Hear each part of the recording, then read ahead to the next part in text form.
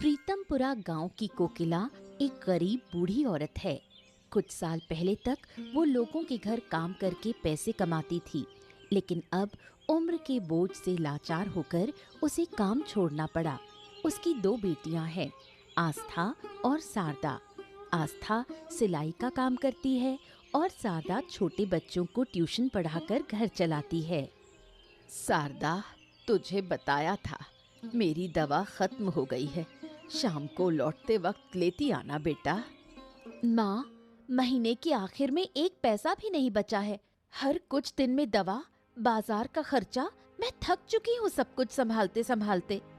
क्या करूँ बेटा, खुद कुछ कर नहीं सकती, इसलिए तुम लोगों पर ही निर्भर हूँ। मुझे भी अच्छा नहीं लगता हर बार तंग करना। सब कुछ मुझ पर ही क्यों? कभी आस्था से भी कुछ बोल सकती हो, वो भी सिलाई करके अच्छा कमाती है। कुछ दिन पहले उससे ही पैसे लिए थे, इसलिए अब शर्म आती है दोबारा कहने में। उस वक्त तो शर्म आती है, लेकिन मुझसे कुछ कहने में हिचक नहीं होती। सच कहूँ तो अब और नहीं झेला जाता। कब इस बोझ से छुटकारा मिलेगा कौन जाने। मेरी बेटियां कितना संघर्ष करती हैं। जहाँ बाकी लड़कियां शादी करके अपनी जिंदगी सजा रही हैं, वहाँ मेरी वजह से ये बोझ उठा रही हैं। मैं अब कोई पैसा नहीं दे सकती। आस्था आए तो उससे दवा के लिए पैसे मांग लेना। सब कुछ तुम्हारे और घर के पीछे लग जाए तो खुद के लिए क्या बचेगा? ठीक है बेटा, मैं आस्था से कहूंगी, तू अपने काम पर जा, ध्यान रखना।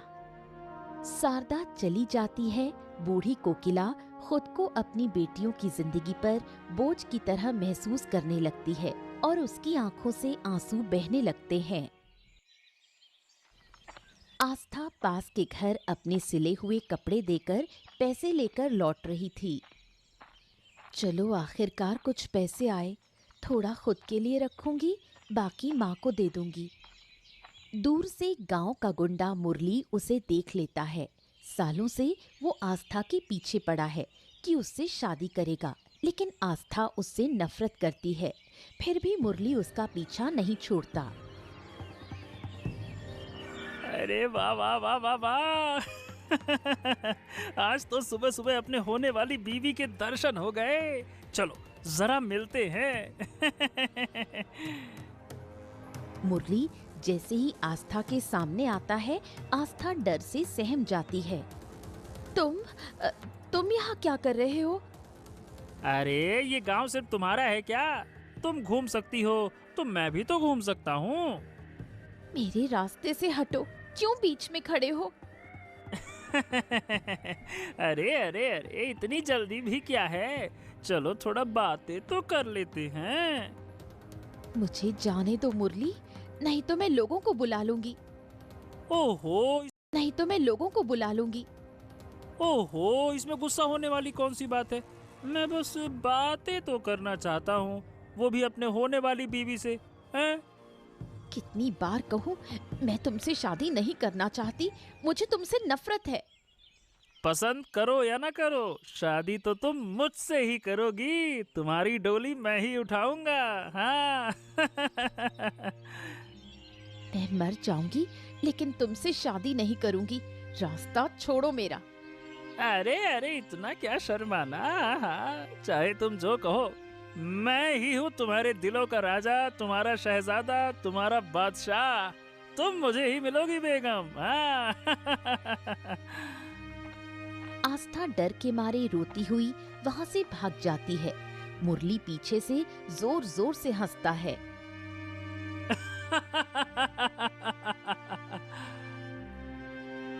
बीमार कोकिला घर पर थी। आस्था रोती हुई दौड़कर घर आई। उसे इस हालत में देख कोकिला घबरा गई। क्या हुआ बेटी? इस हालत में क्यों आई? किसी ने कुछ कहा? उस गुंडे मुरली ने फिर से मुझे तंग किया माँ। अब तो घर से बाहर निकलने में भी डर लगता है। ओफो, इस मुरली ने तो जीना मुश्किल कर दिया है। समझ में नहीं आता क्या चाहता है। वो मुझसे शादी करना चाहता है, कहता है कि मेरी शादी सिर्फ उसी से होगी। माँ, मैं मर जाऊंगी, लेकिन उस मुरली से शादी नहीं करूंगी। जब तक मैं जिंदा हूँ उसकी गंदी मंशा कभी पूरी नहीं होगी। मैं जल्द ही तेरे और शारदा के लिए अच्छे लड़के ढूंढूंगी। लेकिन माँ, अगर हमारी शादी हो गई तो तुम? मैंने बहुत सोचा है, मेरी वजह से तुम लोग अपनी जिंदगी क्यों बर्बाद करो। यही सही वक्त है तुम्हारी शादी का। लेकिन माँ, मुरली अगर शादी ना होने दे तो? मैं अभी जिंदा हूँ, सब संभाल लूंगी। मैं तुम्हारे लिए राजकुमार जैसा लड़का ढूंढूंगी। अपनी बेटियों को जिम्मेदारी से मुक्त करने और समाज की बुरी नजरों से बचाने के लिए कोकिला उनके लिए अच्छे लड़के ढूंढने लगती है।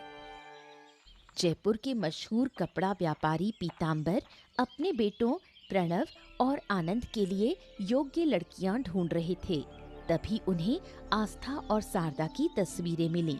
उन्होंने शारदा को प्रणव के लिए और आस्था को आनंद के लिए पसंद किया। प्रणव और आनंद, मैंने तुम दोनों के लिए 2 लड़कियां ढूंढी हैं। देखो, ये रही आस्था और शारदा, 2 बहनें। पीतांबर ने तस्वीरें दिखाईं, लेकिन जैसे ही प्रणव ने आस्था की तस्वीर देखी, उसे वो बहुत पसंद आ गई और उसने आस्था से शादी की इच्छा जताई। आस्था छोटी है, इसलिए मैं उसे आनंद के लिए सोच रहा था। लेकिन अगर तुम्हें आस्था पसंद है तो आनंद से शारदा की बात कर लेंगे। क्या कहते हो आनंद, कोई आपत्ति है? अब नहीं पिताजी, जो आप तय करेंगे मुझे मंजूर है। तो ठीक है, फिर मैं कोकिला और उसकी बेटियों को घर बुला लेता हूँ। आगे की बात वहीं करेंगे, ठीक है? उधर कोकिला आस्था और शारदा को प्रणव और आनंद की तस्वीरें दिखाकर उनकी राय पूछती है। बड़े बेटे का नाम प्रणव है और छोटे का आनंद। दोनों ही अपने पिताजी का कारोबार संभालते हैं।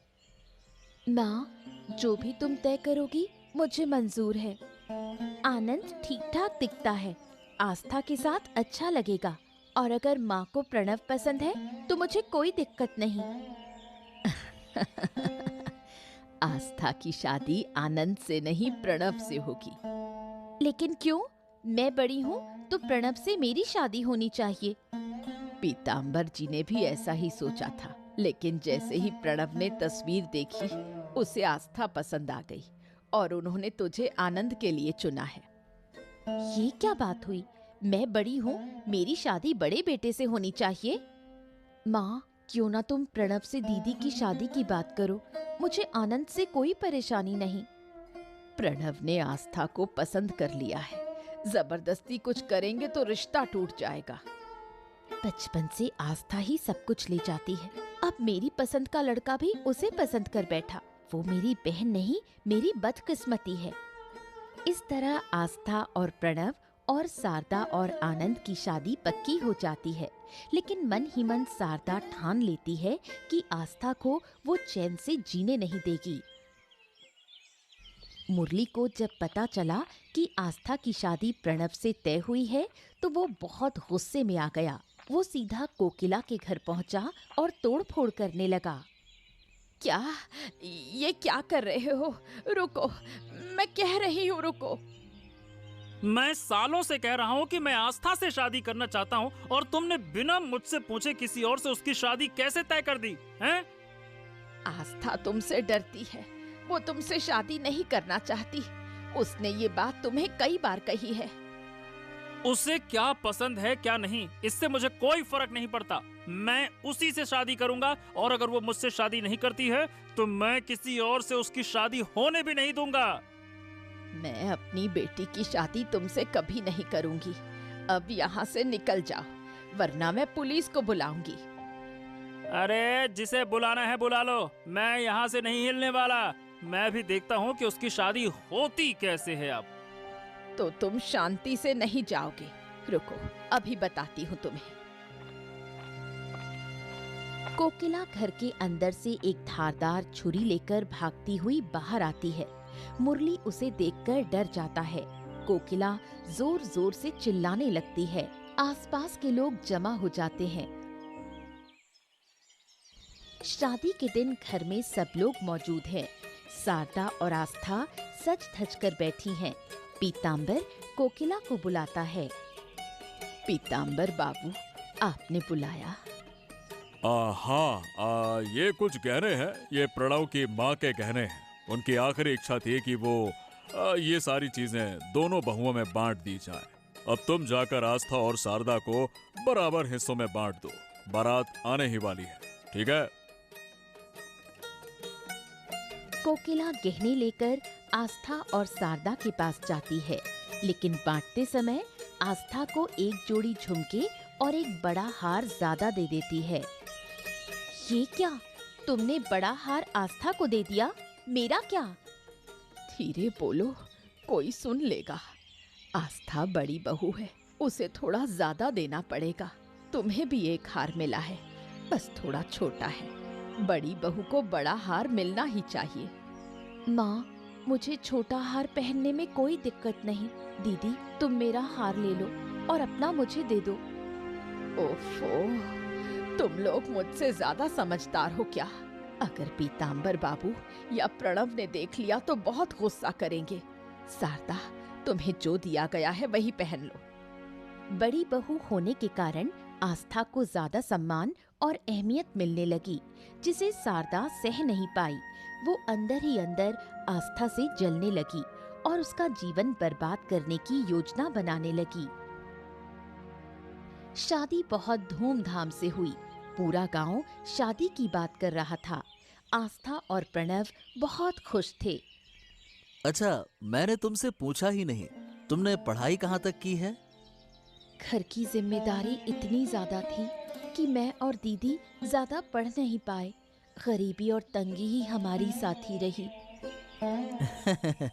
अगर तुम्हें दोबारा पढ़ने का मौका मिले तो क्या करोगी? अगर मौका मिले तो मैं पूरी मेहनत से पढ़ाई करूंगी ताकि माँ का नाम रोशन कर सकूं। लेकिन अब इन बातों का क्या मतलब? मैंने एक फैसला लिया है। तुम दोबारा पढ़ाई शुरू करोगी, मन लगाकर पढ़ोगी। तुम्हारी पहचान सिर्फ मेरी पत्नी के रूप में नहीं होगी। सच कह रहे हैं? मैं फिर से पढ़ाई कर सकती हूँ? हाँ हाँ, बिल्कुल। पढ़ाई की कोई उम्र नहीं होती है। मैं कल ही जाकर सरकारी स्कूल में तुम्हारे दाखिले की बात करूंगा। मैं पढ़ाई में बहुत अच्छी नहीं थी, लेकिन दिल से पढ़ना चाहती थी। बाद में सिलाई करके कुछ पैसे कमाती थी ताकि माँ की मदद कर सकूं। अब तुम पढ़ाई शुरू करो। मुझे पूरा भरोसा है कि तुम बहुत आगे जाओगी। और माँ की चिंता मत करो, मैं उनकी देखभाल के लिए आदमी तय कर दिया है, तो वो देखेगा, है ना? आस्था के दिल में खुशी की लहर दौड़ जाती है। उसे ऐसा ही जीवन साथी चाहिए था। प्रणव के सहयोग से उसका आत्मविश्वास बढ़ता है और वो फिर से सपने देखने लगती है। जहां आस्था और प्रणव की जिंदगी खुशहाल चल रही थी, वहीं आनंद और शारदा की जिंदगी बिल्कुल उल्टी थी। आनंद शारदा से हमेशा अच्छा व्यवहार करता, लेकिन शारदा हमेशा झगड़ा करने को तैयार रहती। इस घर में रहना मुश्किल है, न आराम है न शांति। दिन भर खटती हूँ और बदले में क्या मिलता है? हाँ, शांति शांति शांति। क्या हुआ तुम्हें? फिर से इतनी नाराज क्यों हो? कुछ नहीं, दिन भर तुम बस किताबों में घुसे रहते हो। मैं ही सब कुछ झेलती हूँ। तुमसे शादी करके कोई सुख नहीं मिला। अरे ऐसे क्यों बोल रही हो? क्या हो गया? किसी ने कुछ कहा क्या? तुम क्या करोगे?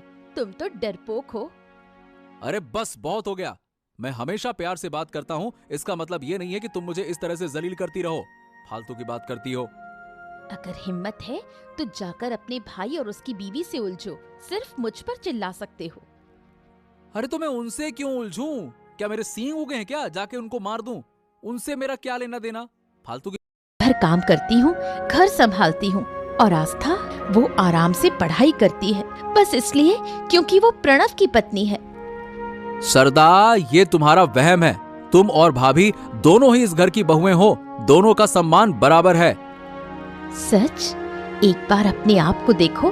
पिताजी सारे काम प्रणव को देते हैं और तुम उनके बिजनेस में बस एक सहायक हो। जहाँ तुम्हारा कोई मान नहीं, वहाँ तुम्हारी बीवी को क्या मिलेगा? शारदा की बातें आनंद के मन में गहरी चुभ जाती हैं। अब वो अपने भाई और पिता के प्रति जलन और नाराजगी महसूस करने लगता है। सुबह सुबह शारदा रसोई में आनंद के लिए नाश्ता बनाने जाती है। तभी आस्था भी रसोई में आती है। दीदी, आप थोड़ी देर में ठाकुरपो के लिए नाश्ता बना देना, पहले मैं बना लूं? क्यों? मैं पहले आई हूँ तो नाश्ता मैं बनाऊंगी, तुम बाद में करना। दीदी समझिए ना, उन्हें जल्दी काम पर जाना है शहर से बाहर, और ठाकुरपो तो घर में ही है ना।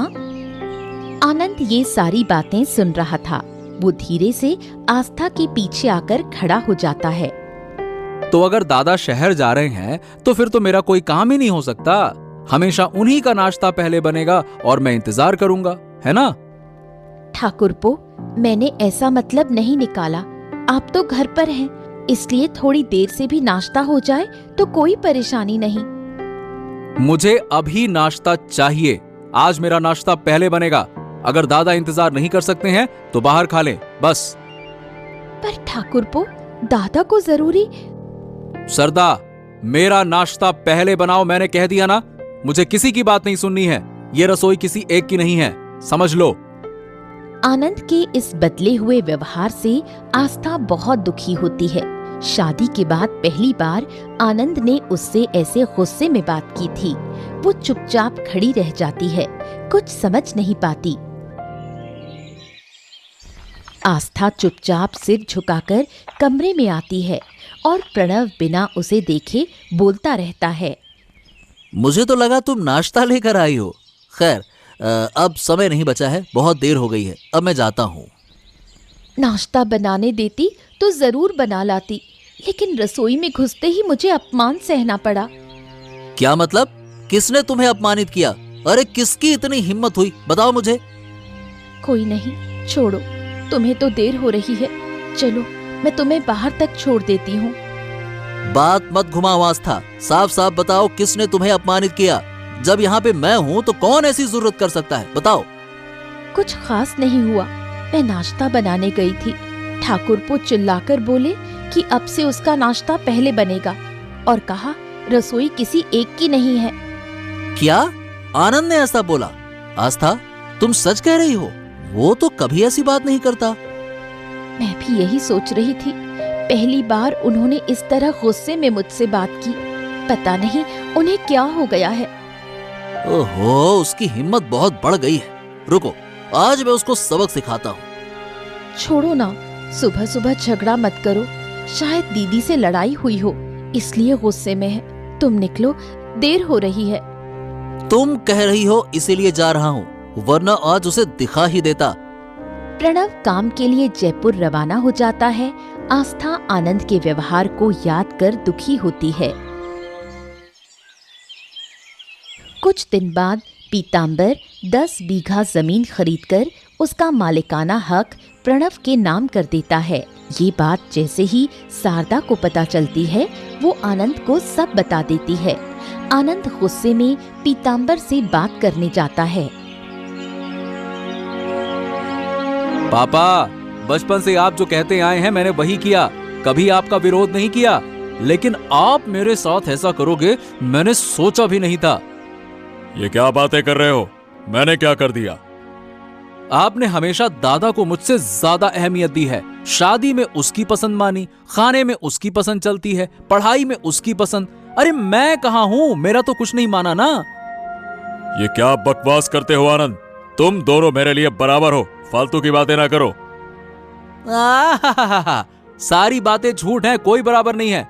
व्यापार के हर बड़े फैसले में आप दादा की राय लेते हैं, उसे भेजते हैं, और मुझे बस एक साधारण सा सहायक बनाकर रखा है, किनारे में बैठा रहता है जो। क्योंकि प्रणव तुमसे ज्यादा समझदार है और बड़ा भी है। ओ, तो क्या बड़े होने से ही सारे फायदे मिलेंगे? आपने 10 बीघा जमीन उसके नाम कर दी, मुझे क्या दिया?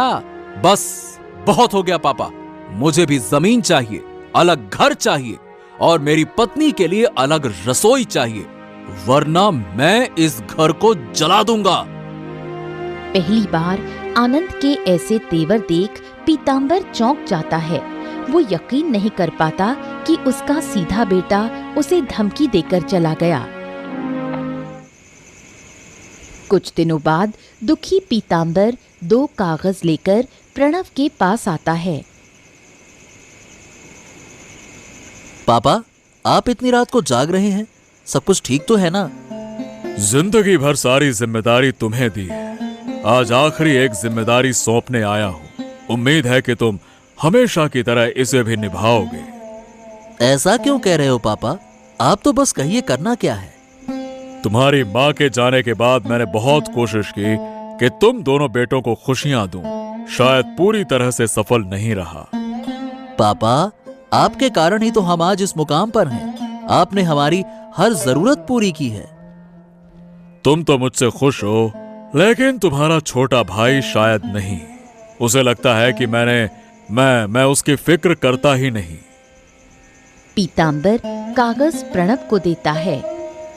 इन कागजों पर मेरी सारी जमीन दोनों बेटों के नाम पर बराबर बंटी हुई है। अगर मैं ना रहूं तो तुम अपने भाई को उसका हिस्सा प्यार से दे देना, समझ गए? पापा, आप ही सब कुछ हैं। आप खुद आनंद को समझा दीजिए ना। नहीं नहीं नहीं, वो मुझसे नाराज है। अब यह जिम्मेदारी तुम्हें देता हूं मैं। मुझे भरोसा है कि तुम संभाल लोगे। पीताम्बर प्रणव के सिर पर हाथ फेरता है और सोने चला जाता है। उसी रात नींद में ही उनकी मौत हो जाती है। प्रणव टूट जाता है, लेकिन आनंद में ज्यादा दुख नहीं दिखता। पीताम्बर की मौत के बाद भी स्वार्थी शारदा आनंद को भड़काती रहती है। देखो, जो डर था वही हुआ। तुम्हारे पिता सब कुछ प्रणव को दे गए, अब हमें उसका नौकर बनकर रहना पड़ेगा।